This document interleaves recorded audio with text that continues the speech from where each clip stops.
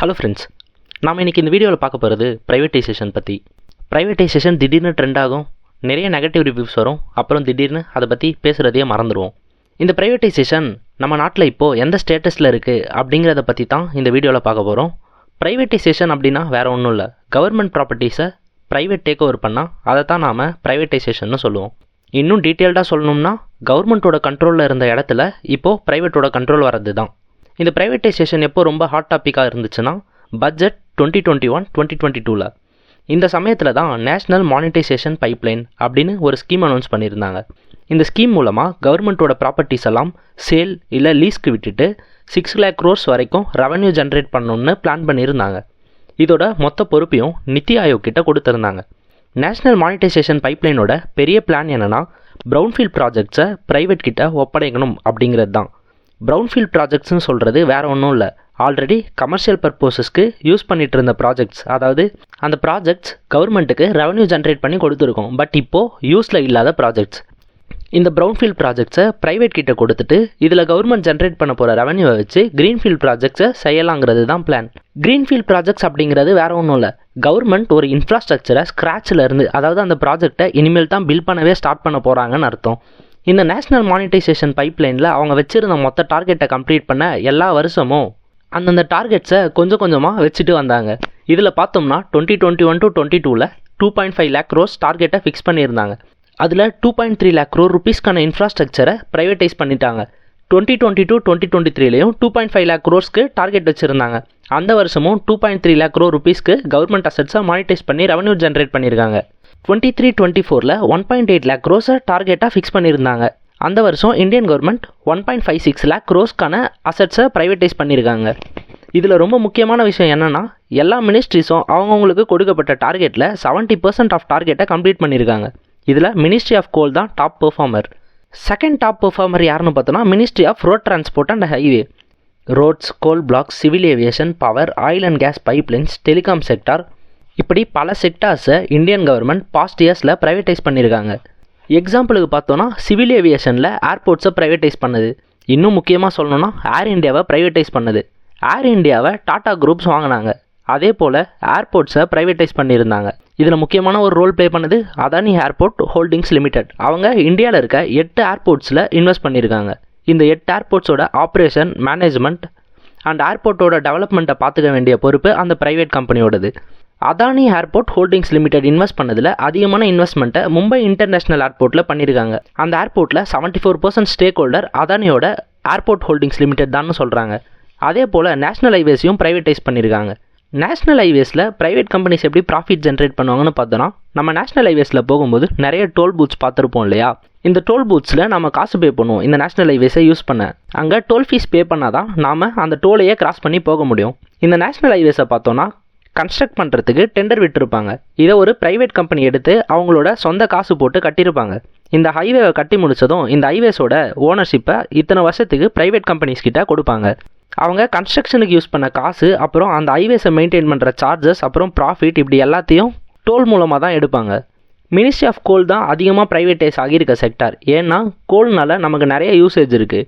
இந்தியாவில் இப்போ வரைக்கும் அதிகமாக எலக்ட்ரிசிட்டி ஜென்ரேட் பண்ணுறதும் தெர்மல் பவர் பிளான்ஸ் தான். இந்த தெர்மல் பவர் பிளான்ஸ்க்கு ஃபியூவலாக இருக்கிறதும் கோல் தான். ஸோ இந்த கோலை மைனிங் பண்ணுற வேலையை ப்ரைவேட் கிட்ட கொடுத்துருவாங்க. யூசேஜில் இல்லாத கோல் பிளாக்ஸை கவர்மெண்ட் கிட்ட இருந்து வாங்கி ப்ரைவேட் கம்பெனிஸ் கோல் மைனிங் பண்ணி ப்ராஃபிட் எடுத்துப்பாங்க. ஸோ இதெல்லாம் ஒரு சின்ன சின்ன எக்ஸாம்பிள்ஸ் தான் ப்ரைவேட்டைசேஷன் எப்படி நடந்துட்டுருக்குன்னு சொல்கிறதுக்கு.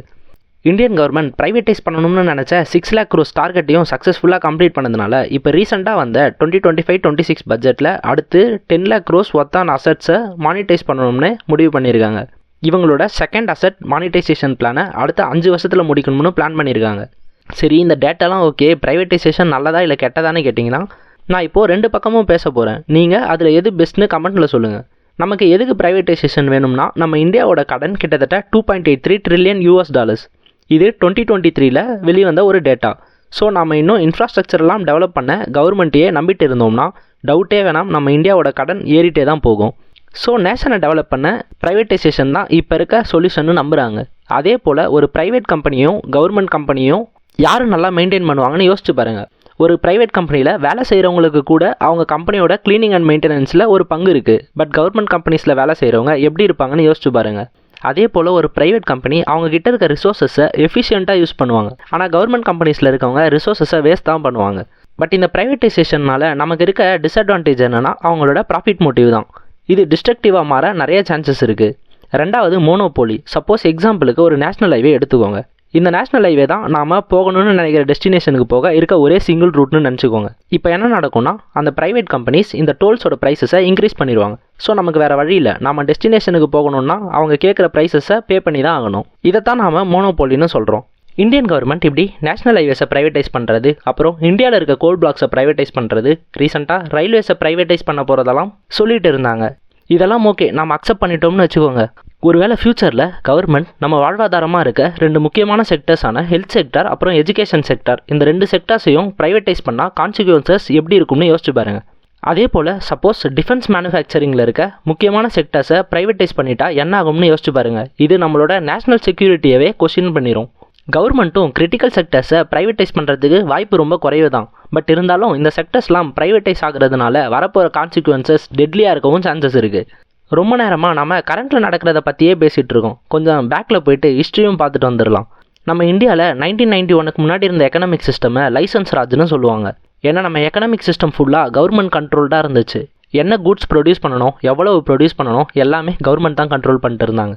அதே போல் ஒரு பொருளோட விலையையும் கவர்மெண்ட் தான் முடிவு பண்ணாங்க. ஒரு கம்பெனி ஷட் டவுன் ஆகணும்னாலும் கவர்மெண்ட் அப்ரூவல் வேணும். அதே போல் கம்பெனிலேருந்து ஒர்க்கர்ஸை வேலையை விட்டு தூக்கணுன்னாலும் கவர்மெண்ட் அப்ரூவல் தேவை. அதே போல் வெளிநாடுகள்லேருந்து ஏதாவது பொருளை இம்போர்ட் பண்ணுறதுக்கும் நிறைய டேக்ஸ் பண்ண வேண்டியதாக இருந்துச்சு. அதனால தான் எந்த ஒரு கம்பெனியும் இந்தியாவில் இன்வெஸ்ட் பண்ண விருப்பமே காட்டல. நம்ம இந்தியாவில் 1991க்கு முன்னாடி ஃபாலோ பண்ணிட்டு இருந்த எக்கனாமிக் சிஸ்டமை நம்ம சோஷியலிசம்னு கூட சொல்லலாம். ஏன்னா மொத்த கண்ட்ரோலும் கவர்மெண்ட் கிட்ட தான் இருந்துச்சு. எக்ஸாம்பிளுக்கு இப்போ இருக்க சைனா கூட ஓரளவுக்கு சோஷியலிஸ்ட் கண்ட்ரி தான், அவங்க சக்ஸஸ்ஃபுல்லாக தான் இருக்காங்க. பட் நம்ம இந்தியாவில் நம்ம சோஷியலிசம் ஃபாலோ பண்ணும்போது கரப்ஷன் பீக்கு போயிருச்சு. எக்கனாமிக் க்ரோத் ரொம்ப ஸ்லோவாக இருந்துச்சு. அதனால் டெவலப்மெண்ட்டும் ஸ்லோவாக தான் இருந்துச்சு. பட் 1991 வரைக்கும் நம்ம சோஷியலிஸ்ட் எக்கனாமிக் சிஸ்டம் தான் ஃபாலோ பண்ணிகிட்டு இருந்தோம். இந்த சுச்சுவேஷனில் தான் 1990 to 91 கல்ஃப் வார் ஸ்டார்ட் ஆகியிருக்கும். இந்த கல்ஃப் வார் வர முக்கியமான காரணம் ஈராக்கு பக்கத்தில் இருக்க கண்ட்ரி தான் குவைட். குவைட்டில் இருக்க ஆயில் ரிசர்வ்ஸ் ஜென்ரேட் பண்ணுற ரெவன்யூவை பார்த்து அந்த ஆயில் ரிசர்வ்ஸை எப்படியாச்சும் ஈராக் கண்ட்ரோலுக்கு எடுத்துடணும்னு நினச்சாங்க. இந்த சமயத்தில் ஈராக்கோட லீடராக இருந்தது சதாம் ஹுசைன். அவர் குவைட்டில் இருக்க ஆயில் ரிசர்வ்ஸை கைப்பற்ற குவைட் மேலே ஒரு ஃபுல் பிளட்ஜ்டு அட்டாக் லான்ச் பண்ணார். அதுக்கப்புறம் ஈராக்கோட அட்ராசிட்டிஸை கண்ட்ரோல் பண்ண யூஎஸோட சேர்ந்து ஒரு 30 கண்ட்ரிஸ் கொலியூஷன் ஃபார்ம் பண்ணி சவுதி அரேபியாவில் 7 lakh ட்ரூப்ஸை இறக்கி ஈராக்கோட ஆயில் ரிசர்வ்ஸ் மொத்தத்தையும் அட்டாக் பண்ணி ஈராக்கையும் சரண்டர் பண்ண வச்சாங்க. இதில் பெருசாக பாதிக்கப்பட்டது க்ரூட் ஆயில் மார்க்கெட் தான். இந்த சுச்சுவேஷனில் க்ரூட் ஆயில் ப்ரைஸஸ் வானத்தையே தொட்டுருச்சு. 1991 இந்தியா கிட்ட இருந்த ஃபாரெக்ஸ் ரிசர்வ்ஸ் டெப்ளீட் ஆக ஆரம்பிச்சிருச்சு. அதாவது ஃபாரெக்ஸ் ரிசர்வ்ஸ் காலியாக ஸ்டார்ட் ஆயிருச்சு. அதாவது இன்னும் டீட்டெயிலாக சொல்லணும்னா நம்ம இந்தியா க்ரூட் ஆயில் வாங்குறாங்கன்னு வச்சுப்போம். இந்தியா ருபீஸில் பே பண்ணி வாங்க முடியாது. ஏன்னா இந்தியா ருபீஸ் இன்டர்நேஷ்னல் கரன்சி இல்லை. ஸோ யூஎஸ் டாலர்ஸில் தான் பே பண்ணி வாங்க முடியும். இந்தியாவில் ட்ரேட்ஸ் நடக்கிறது மூலமாக நம்ம நாட்டுக்குள்ளே யூஎஸ் டாலர்ஸ் வரும். இந்த யூஎஸ் டாலர்ஸை கவர்மெண்ட் ரிசர்வ் பண்ணி வைப்பாங்க. இதை தான் ஃபாரெக்ஸ் ரிசர்வ்ஸ்னு சொல்லுவாங்க. யூஎஸ் டாலர்ஸ்னு மட்டும் இல்லை, மோஸ்ட்லி எல்லா நாட்டோட கரன்சியையும் ரிசர்வில் சேவ் பண்ணி வச்சுருப்பாங்க. ஆனால் இந்த டைமில் இந்தியா கிட்ட இருந்த ஃபாரின் கரன்சிஸ் அடுத்த 3 வாரத்துக்கு க்ரூட் ஆயில் வாங்குறதுக்கும் கூட்ஸை இம்போர்ட் பண்ணுறதுக்கும் வரளவுக்கு தான் இருந்துச்சு. 1991 இந்தியாவும் பெருசாக ஃபாரின் நேஷன்ஸோட ட்ரேட் நடத்தலை. அதே போல் ஃபாரின் கம்பெனிஸும் ப்ரைவேட் கம்பெனிஸும் இந்தியாவில் அந்தளவுக்கு கிடையாது. ஸோ ரிகவர் ஆகிறது பாசிபிள் இல்லைன்னு தெரிஞ்சதும் இந்தியா டேரெக்டாக போயிட்டு ஐஎம்எஃப் கிட்ட ஹெல்ப் கேட்டாங்க. ஐஎம்எஃப் லோன் தரன்னு ஒத்துக்கிட்டாங்க. பட் 3 கண்டிஷன்ஸோட. அந்த 3 கண்டிஷன்ஸ் தான் லிபரலைசேஷன், ப்ரைவேட்டைசேஷன், அப்புறம் குளோபலைசேஷன். இதில் லிபரலைசேஷன் அதாவது கவர்மெண்ட் ப்ரைவேட் கம்பெனிஸை கண்ட்ரோல் பண்ண வச்சுருந்த ஸ்ட்ரிக்டான ரூல்ஸ் எல்லாத்தையும் எடுத்துடணும். அடுத்து ப்ரைவேட்டைசேஷன் அதாவது ப்ரைவேட் கம்பெனிஸ்க்கு நிறைய ஆப்பர்ச்சுனிட்டிஸ் கொடுக்கணும். அதனால தான் இந்தியாவில் நிறையா செக்டர்ஸை ப்ரைவேட்காக ஓப்பன் பண்ணி விட்டாங்க. ஃபைனலாக குளோபலைசேஷன் அதாவது மற்ற கண்ட்ரிஸோட ட்ரேட் பண்ணுறது, நம்ம இந்தியாவில் இருக்க மக்கள் ஃபாரின் போகிறது, ஃபாரினில் இருக்கவங்க ஈஸியாக இந்தியா வந்துட்டு போகிறது, இப்படி தான் இந்தியாவில் ப்ரைவேட்டைசேஷன் வர ஆரம்பிச்சுது. நிறைய பிரச்சனைகளுக்கு அப்புறம் தான் நாம் இன்றைக்கி பார்க்குற இந்த இந்தியா இருக்குது. நான் இந்த வீடியோவில் சொன்னதை பற்றி நீங்கள் என்ன நினைக்கிறீங்க ஃப்ரெண்ட்ஸ்? மறக்காமல் கமெண்ட்ஸில் சொல்லுங்கள். மறக்காமல் சேனலுக்கு சப்ஸ்கிரைப் பண்ணுங்கள். Thank you so much.